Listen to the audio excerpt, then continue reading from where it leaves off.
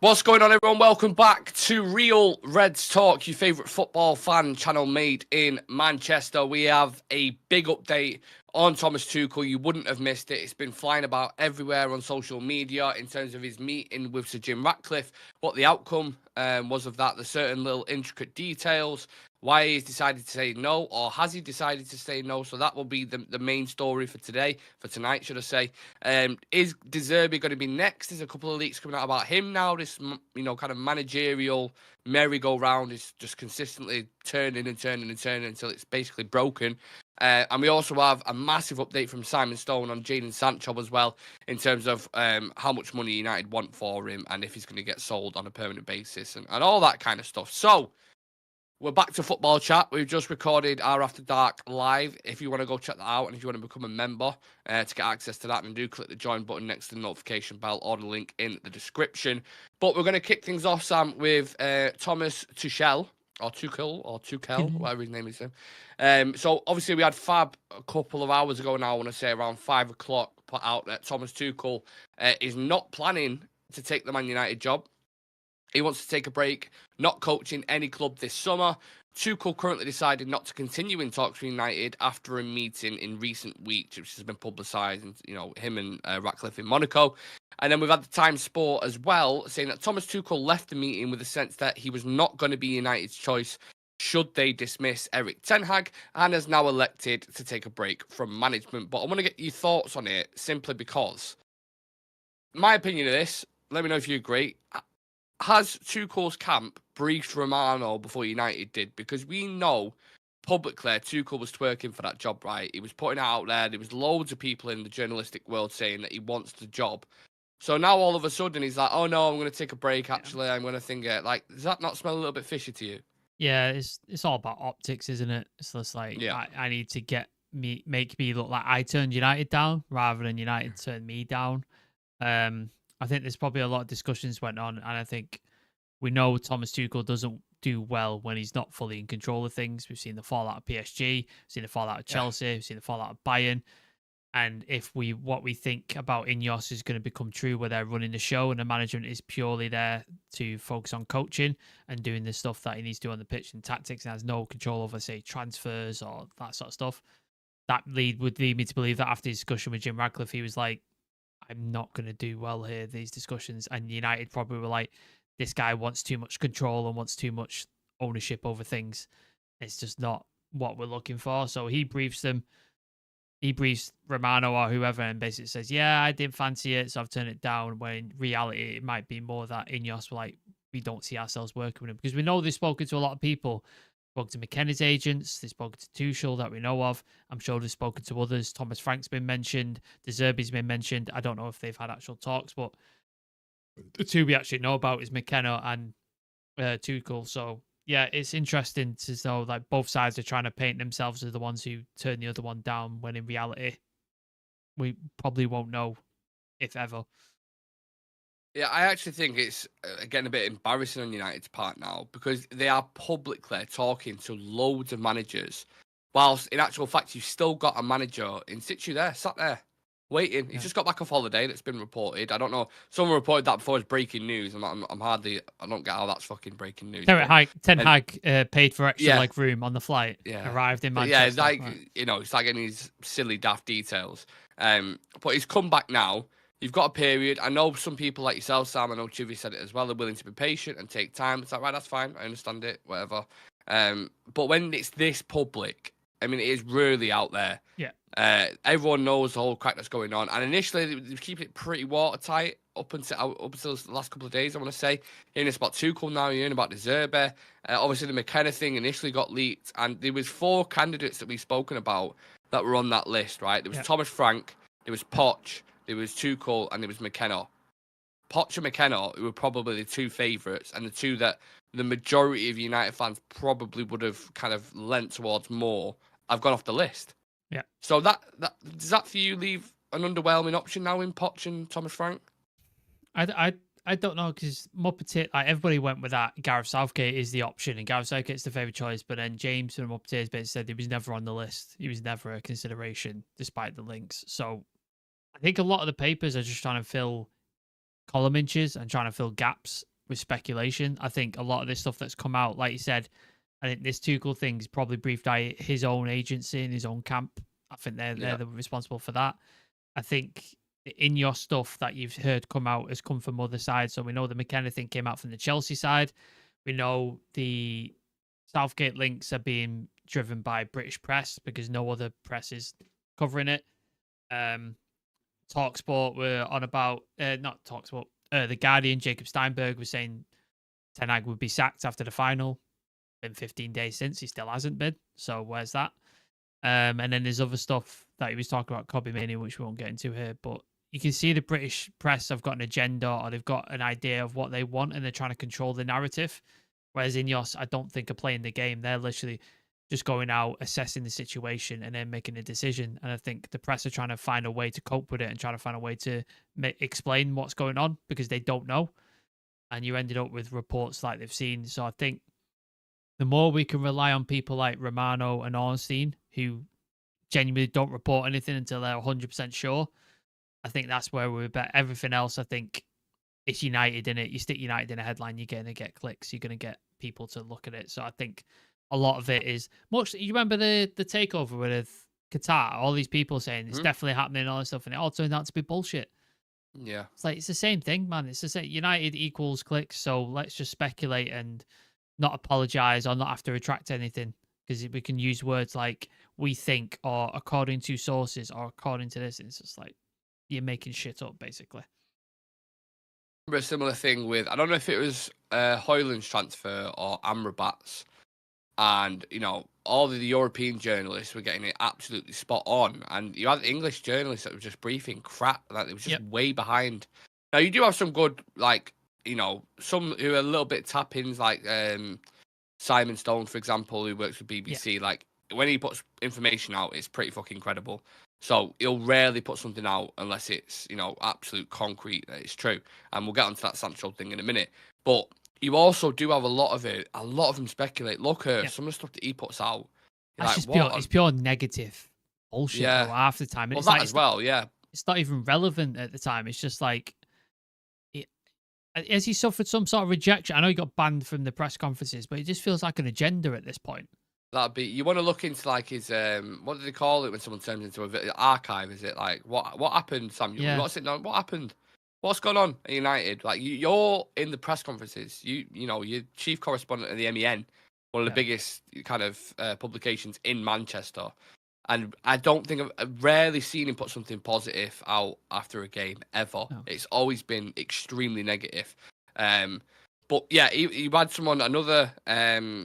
Matt Launton with the Times, who's put something out about De Zerbi now, apparently has come under consideration as a potential replacement. But in that as well, is he not a similar character to Tuchel?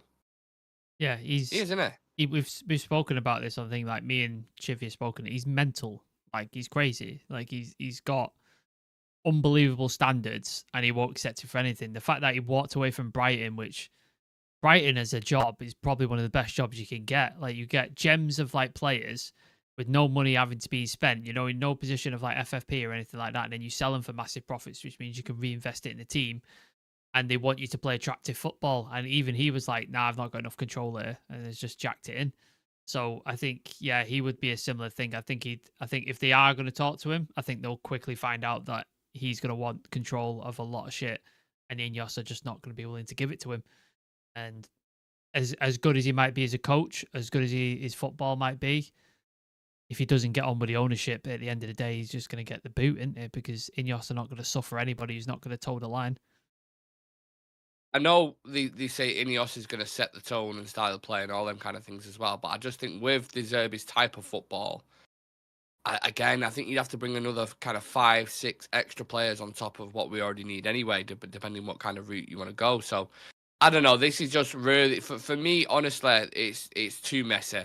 At the minute, it's just all over. Ineos is supposed to come in, it's supposed to be calculated, clinical, and it's like bang. And you're having meetings with Tuchel in Monaco and just to chat to him, see if he's ready. De Zerbi's coming back into the mix, and I know a lot of it will be journalism. I know a lot of it will probably be put out more than what's actually going on, but a lot of stuff's public. Like you've got a manager sat there, and at this point now, I'd actually livid if they got rid of Ten Hag. I'd be fuming because or just put him out of his misery now. He's reading all this shit now.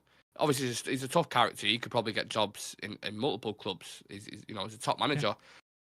But the ones that are there at the minute, sorry, I know I'm rambling on, but they're not better options. They're just simply not better options than Ten Hag. Tuchel, there was a discussion there. I agree with you because you yourself said he's the best option. Yeah. But you talk about De Zerbi and Poch and these guys. Are they better options? No, I don't think so. No. Like, I think if you, like, we've said this many times, and I hate using the analogy, but say Ten Hag hadn't been at United and he continued on to Ajax and he won a couple more trophies. You had him, Poch, De Zerbi, everybody would be like, get Ten Hag. He'd be the option. That's the one you'd go for, right? Yeah. And it's kind of where we're at in a minute. I think the press are feeding into a lot of this. I think the press are making a lot and stirring up United fans, which is what they want at the end of the day, because they want people to be outraged and they want people to be like, oh my God, and then clicking on the article and then tweeting about it and circulating it. But much like we're doing here, but I think I'd like to think on this channel we try and have a measured response and we try and not react emotionally, which is what I try to do. I know sometimes I don't do that, but I think for the most part I do try to as much as possible. And yeah, I'm patient, man. Until we hear from like an Ornstein or a sort of Romano on like Ineos or Furious about leaks or anything like that, then I'll sort of just take it with a grain of salt from the rest of these people who are running it. I think there's a small part of me that thinks they've already made a decision and they've told Ten Hag, and they're just trying to now weed out leaks and they're trying to weed out who's letting stuff go and stuff like that. And I think all clubs meet with managers all the time. I think City have probably met with managers, even though Pep showed no indication of leaving just yet. I think Brighton were obviously meeting with managers before De Zerbi was gone, because they've gone in with that. It was that guy. I don't even know what team it's. St. Paulini? No. I've never heard of him before. Younger, like 5 years younger than James Milner. I saw. Mental. Their new manager. Crazy. So yeah, like they speak to. I'm sure Liverpool was speaking with several people before Klopp announced his retirement. All clubs have a contingency plan, because you never know. Like, we had that shock thing where Fergie announced he was going to retire and then went back on it, didn't they? So I'm sure they were scrambling, going, what the fuck, and spoke to managers.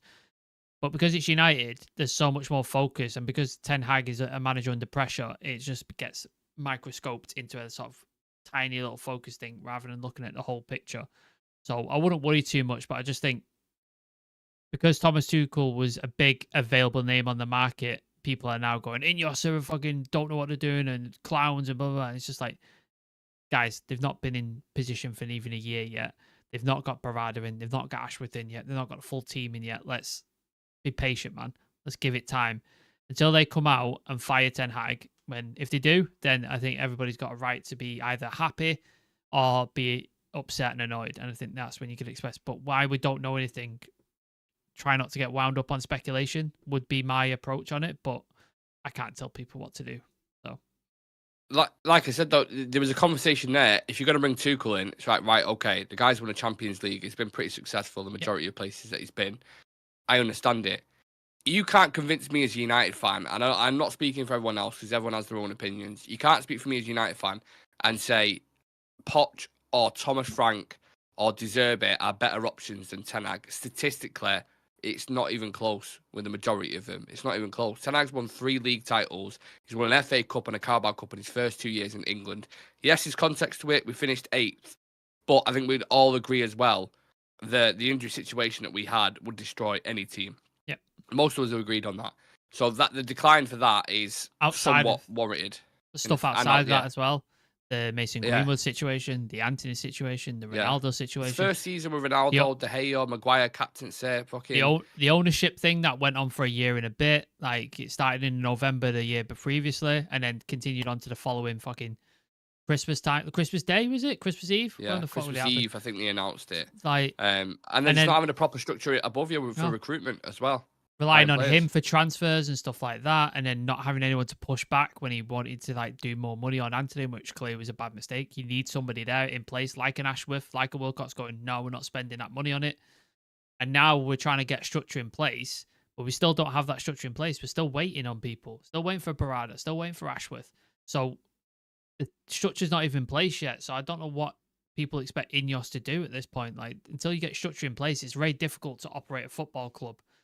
And it takes time. Like, I don't think people especially in the online fans and stuff like that. I don't think people have zero patience. They wanted Qatar, they wanted the quick fix, and they just wanted all the money so we could buy Mbappe and stuff like that. And it's like, in reality, it doesn't work that way, man. Like, it just doesn't.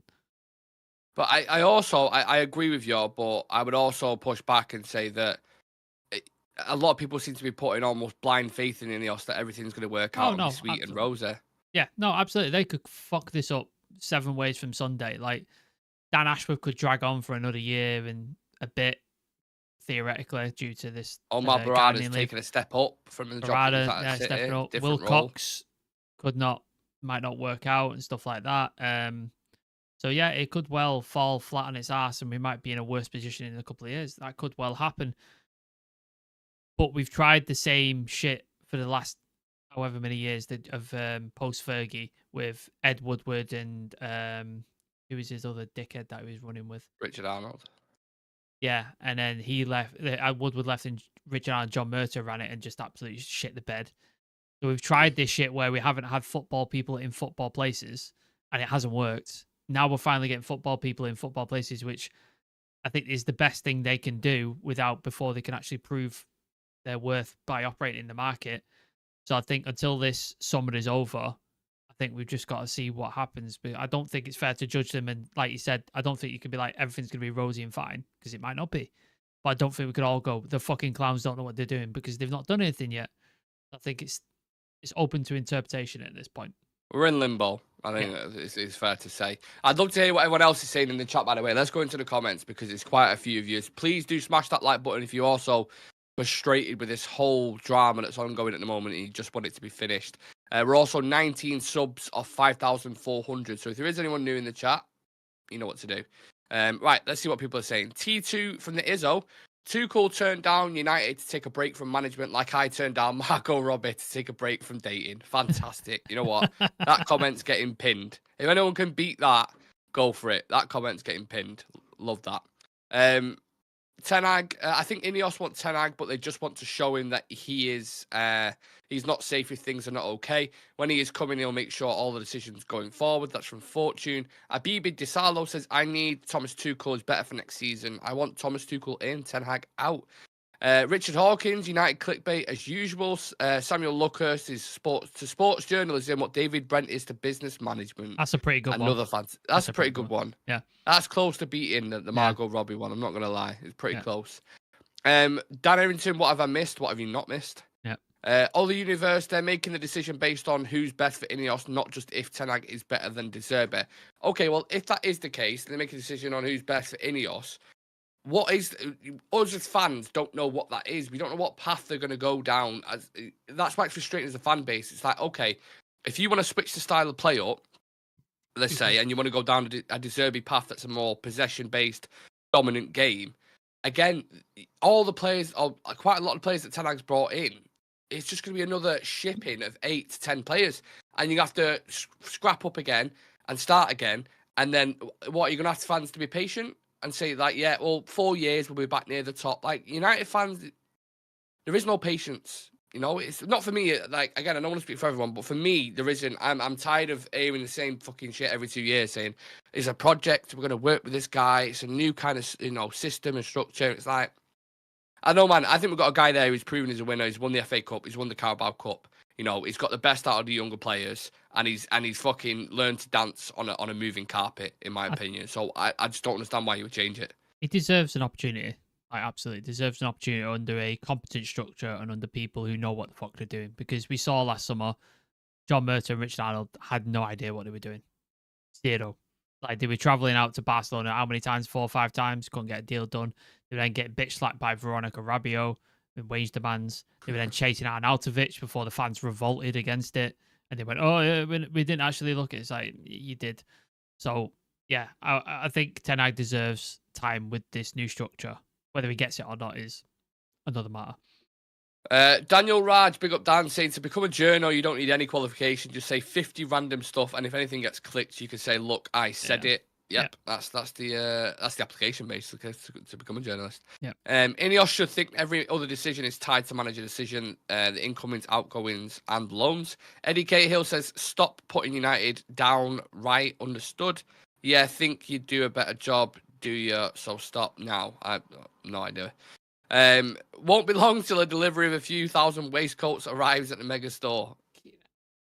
That is now the new pinned comment. I love that. I might actually kill myself live on stream if I have to witness that. I have to witness fucking Southgate. Waistcoats at the mega store with Southgate's face on it and a United badge. Let's go. You go being a manager you went last week. Right, listen.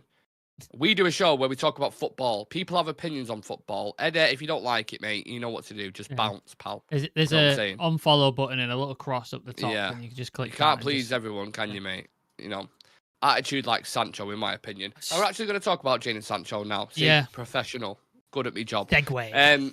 Segue. So, according to Simon Stone, United will look to sell Jadon Sancho this summer, no matter who the manager is. And they want £40 million for him, apparently, Sam. Is £40 million a fair price for Sancho? I think we could get more, personally. You think? I think we could get 50. I think there's a 50. I think we'd be all right with it. If they want 40, that indicates to me, I think we were talking about this in a group chat, I think that indicates to me they just want to get rid. And they're just like, we're done with this kid, and let's just get him out the door. Washing hands with it. Yeah, and let's just move on from the drama. It seems like they're trying to do a similar thing with Mason Greenwood as well. Obviously, different levels of speculation and drama there, but I think Sancho, they've realised we've done everything for him. He's had big wages. He's come in as our flagship signing. We didn't give him the 7, but fucking hell, I thought they were gonna at some point. And then they gave him 3 months off to get his head back and get his head right. Still didn't perform. He's gone to Dortmund. He's looked okay at times. He hasn't looked worldly or like thing. And then Dortmund with the tweets, we were always familiar with his game. And one game they had in the Champions League. Are you familiar? Pay the fucking money if you're familiar. So, but we don't want to pay the money. We don't want to pay for him. We really want him, but we don't want to pay. It's just like, you don't get him then, dickhead. So yeah, 40 million seems cheap to me. I think we could get a bit more, but if they want to cut their ties with him and just get done with it and, like you said, rinse the hands of it, then I'm all right with it. Let's just get him out the door and move on, and easier for everybody. Yeah, well, we've always spoken about the wages. It's just a massive, massive issue in it. And we've discussed it in the chat actually early on, saying this is just like a legacy of the Glazers and Woodward and the silly contracts. Like, you actually deep it. I mentioned before, he's on nearly double what Bukayo Saka is for Arsenal. And offers don't even offer half of what Bukayo Saka offers. Utter madness. Look, he's never ever targeted at Sancho as a person or whatever. Obviously, I don't even know the guy. No. But for me, I just can't see him working at United. I can't. I don't know what it is. He's done obviously an environment thing. You know, Chibi would probably disagree with me and say, you know, if a possession-based coach came in, maybe he could flourish in that. And, you know, you might be right in that sense. But he's had 3 years now. When did he sign for 2021, right? Yeah. With Varane and Ronaldo. Yeah. He's had 3 years now to show something. We've had little glimpses of it in game. I'm talking not enough. A handful of performances where he's done well. You know, people are grilling Anthony for the way he's playing and saying sell him, but then having a different attitude with Sancho. It's just bizarre to me. And I'm not saying they're necessarily a similar level of talent, but you get my point. Both 80 million quid or 70 to 80 million pound, and they flopped. It's happened so many times though. Like, we've had extremely nobody's doubting Jadon Sancho's talent. Like, he's clearly a talented kid. Like, he's clearly got the ability to do ridiculous things with football. But obviously something's missing up here. Something's not right up here.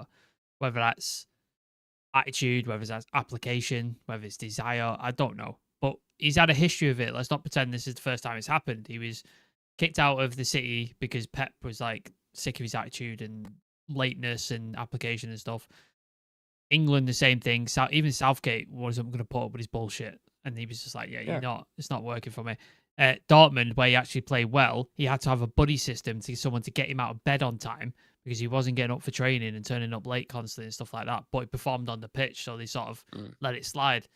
United came, same pattern, same repeat and stuff like that. And then instead of treating him and kicking him out, Ten Hag actually went, "No, all right, get your head together. Go away for 3 months, work on yourself, and then come back or anything." And as soon as he came back, he gave him an opportunity and didn't perform. So let's not pretend that he's not had opportunities. Let's not pretend that he hasn't had the time to bed in. He's been here for 3 years, like you said.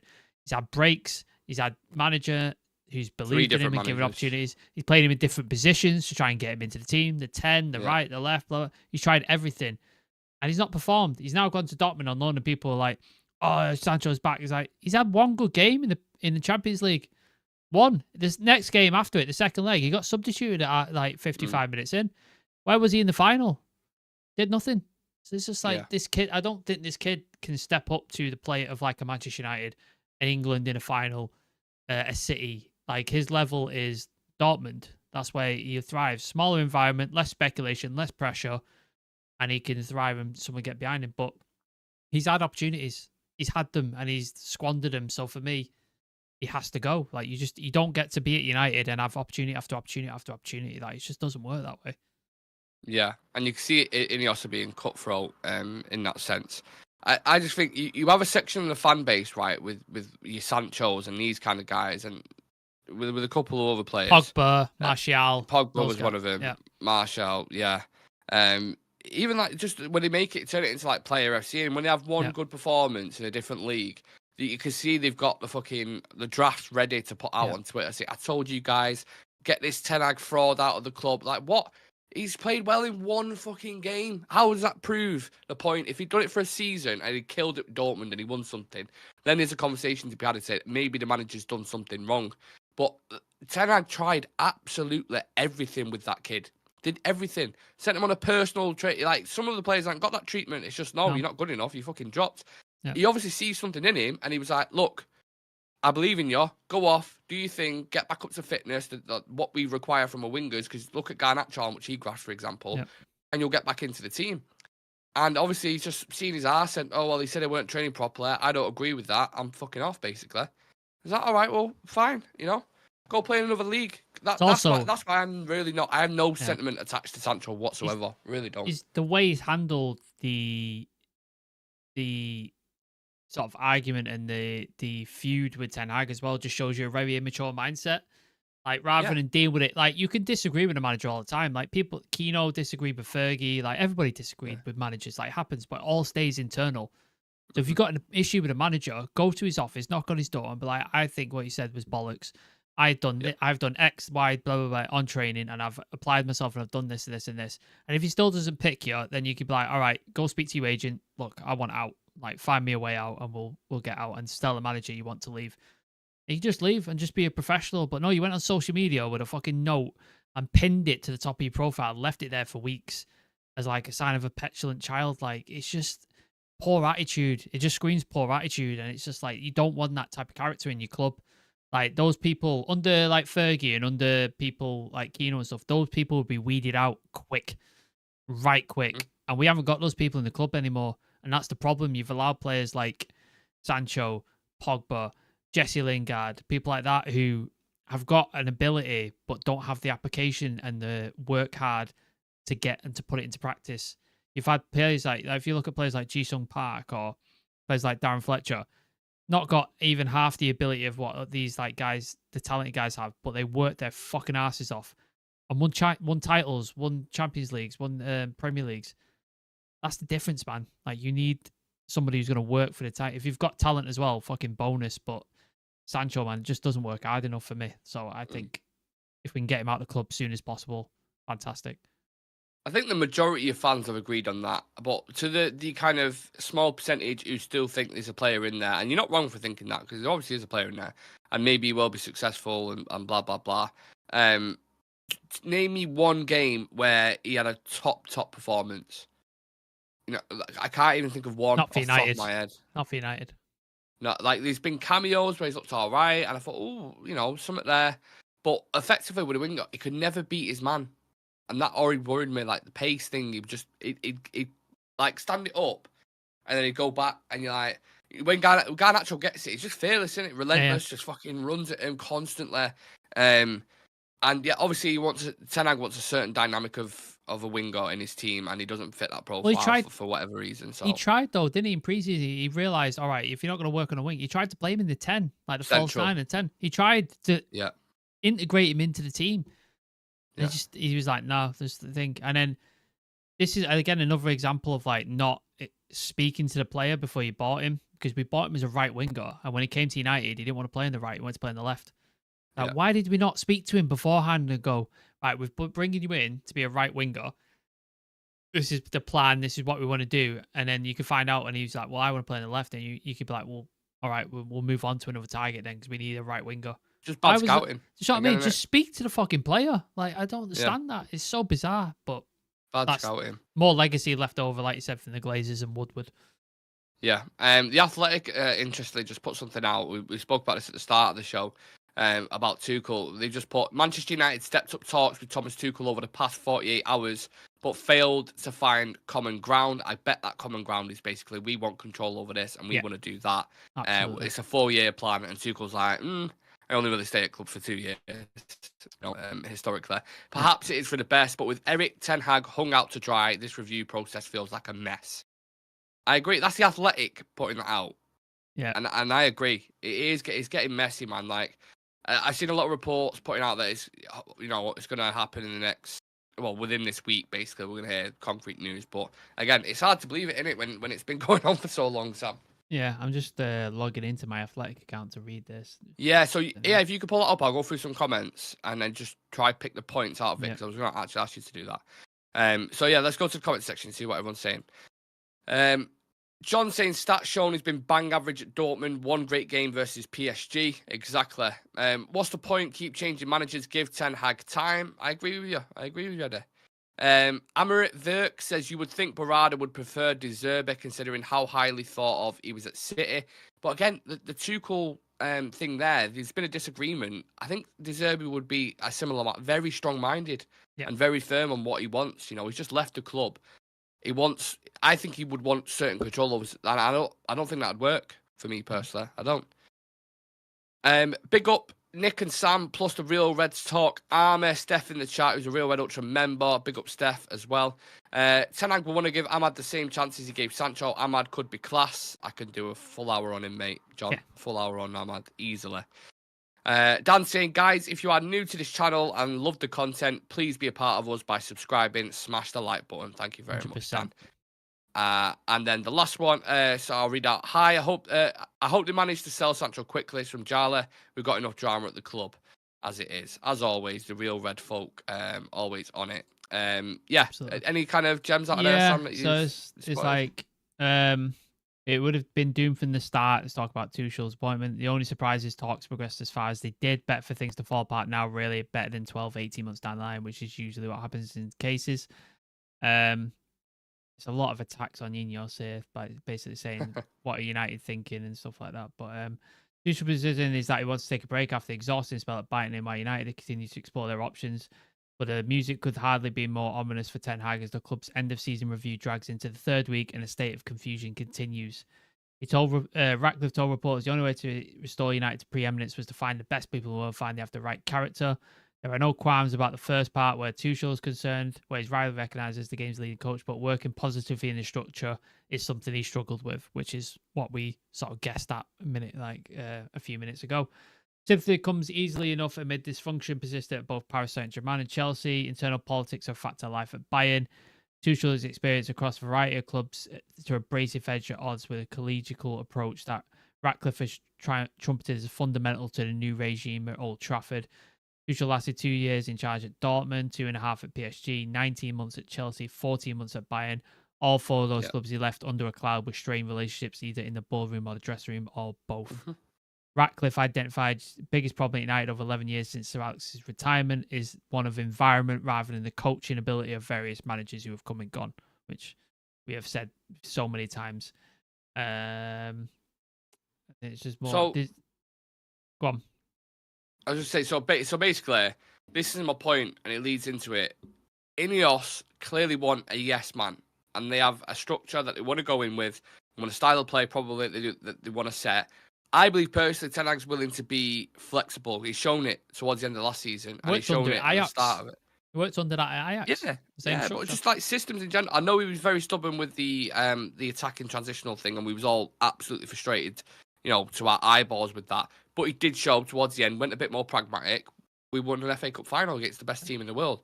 So I think he's willing to be flexible under that. I think he can deal with younger players. He's shown that he can deal with the more experienced ones and the ones with massive egos. So if you want a yes man, is De Zerbi going to be a yes man? No. Definitely not. Is Tuchel going to be a yes man? No. Then who's it going to be? Because McKenna's gone. He's staying at Ipswich, sorry. Poch is the only one now. Poch had a falling out. He had a falling out with Chelsea, though, as well. They had a disagreement on the way they wanted to run the club. Yeah. So would he have the same issue at United? Like, would he have the same issue there? And I'm sorry, I know I've already spoken about this, but Poch is not a better manager than Ten Hag. I don't give a shit what anyone says. He's not. Right. Any argument you want to throw at me, I'm happy to discuss it. Yeah. So, De Zerbi, an excellent coach again, but one of whom Liverpool overlooked, along with Tuchel, in part because they feared he was too combustible to work within the structure. The rancor and discord that precipitated his departure from Brighton suggested he'd be too unlikely a fit for the new regime at United. So again, another guy like we've just spoken about just wouldn't fit under the control. I'm just seeing if there's any more. It's a long fucking article. The only thing that I've worked out by this stage is they want a change. Strange, really, because the longer this goes on, it feels more as if the continuity with Ten Hag might be their best bet until they've worked out their way forward.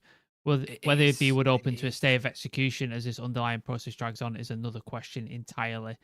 Another thing Ratcliffe said in February was determined to walk to the right solution rather than run to the wrong one, which I agree with. Sensible words indeed, but 4 months later, there seems to be a lack of clarity in what he is looking for a new manager, never mind who.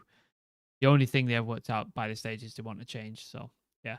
The full article is available, so if you've got an Athletic subscription, go read it. It's well worth the read.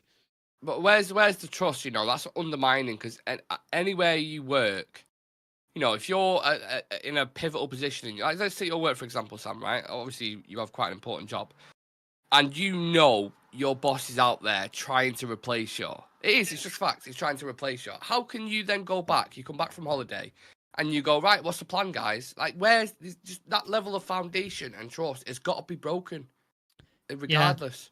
Yeah. I think if what being reported is true, then yeah, there's got to be some. I'm hoping they're having discussions with Ten Hag.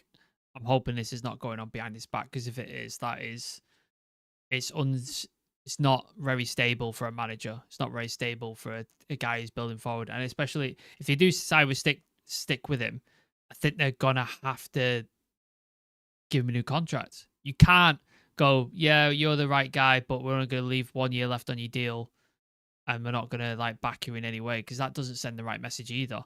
Like, if you don't want him, sack him. If you do want him, you have to give him a new contract to show you've got faith in him, because he's got a year left. You can't. All these people are saying, "Oh, he's only got a year left. Just do that, and then just let him go." It's like, you can't do that. When I'm like, you want to build a long-term project, and then you're going to go, "Yeah, you're going at the end of your deal anyway." It's like, how are you building a long-term project with that? Like, it doesn't work that way. You have to offer him a new deal, or you sack him. That's your two choices right now. You have to pick one. So I'm hoping they're reaching a decision at this point, because if they let this drag into like July, August, we're in a mess, man. We're in a definite mess. One of the lads from Paddock just described it perfectly. He said, this Ineos Ten Hag saga is like sending your missus on holiday and you start nailing everything that walks while she's away and she knows about it. Yeah. That's what it feels like. I feel bad for him. Like, what's to say? Ten Hag doesn't turn around and say, you know what? Fuck this shit. Fuck this shit. Because obviously he had offers from Bayern Munich. That was public. Yep. Right? Vincent Kompany's just got the fucking job at Bayern Munich. So after 7 or 8 people turned Bayern Munich job down. So he's turned that down publicly. Like, people know about that, because he says, no, I'm committed to United. I want a future. Whereas Ineos on the flip side of things, like, oh, we're talking to every fucking man and his dog to see if they'd be a viable fit to get rid of you. Yep. That it just doesn't sit right with me at all. It really, really doesn't. I think he deserves more respect than that, in my personal opinion. But I suppose I digress. I don't know where this situation is going to go.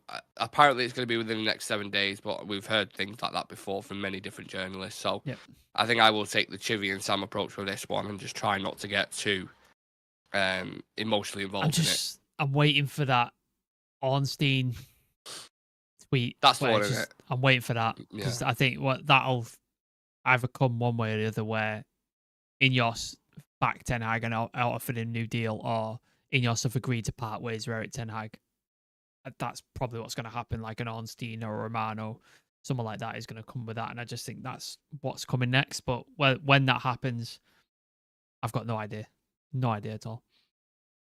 No, and we are, another day goes by. I mean, I mentioned it in the afternoon show, 25th of May was the FA Cup final, and we're on the 9th of June right now. Days are just going by and going by and going by. Transfer window opens. Transfer window opens on Friday. Euro start on Friday, so a lot of players are going to be away with the country, so it's going to be difficult to get deals done. So it's a tricky situation we're walking into at the minute. Richard saying, guys, thank you for all the content this weekend. Just make sure Nick, you and Sam are not abducted by aliens tonight. That would probably in reference to the After Dark show that we just finished. We did a live for all the members. So if there's any members in the chat and you missed that, Sam, I don't know if are you able to put the link in the description by any chance? Give me 1 second. Yeah, so Sam will put the link in the description now for any of you members. It's just basically a show where we talk about everything but football. We each bring a topic to the table and speak about different things. Because let's be honest, we was laughing about it on the show that we did before. We're all human. We like different things, and likewise, when you guys are in the chat, you like different things. You have interest in different things, and we cover loads of stuff. So yeah, it's just different from the norm because we always talk about breaking news and United, and we love it, but something different, slightly different for you guys. So if you want to become a member, click the link in the description, or if you was a recipient of the 5 free gifted memberships today, you can also check that out. And let us know your thoughts on the video, your thoughts and feelings, and of course we'll be back tomorrow. Monday afternoon, 12 o'clock, with a new show, and I have a feeling there's going to be quite a few things probably to discuss the way this week's been. So, yeah. Anything else, Sam? Before we head off, follow all the socials: Instagram, TikTok, Twitter, Facebook, all that good stuff. There's some nice stuff popping over there. But I'd like, if you're on Twitter or you're on X, please do go follow that. Trying to push that a little bit because it's a bit sort of lonely, but everything else is popping off and we're enjoying it. Lumen, this channel deserves way more than what it's getting. I appreciate it, mate. Hopefully that is coming. That's coming for us. We've got way more guests on the way. We're gonna reach out to a bunch of people as well and try and get some new people on because we're always interested in talking to people. CM Punk didn't know it stood for Chicago Made Punk. Nice one, Nick. That was me, Dino. I'll fucking give it to him. I told you that. You bastard. I'll take credit for it. Yeah.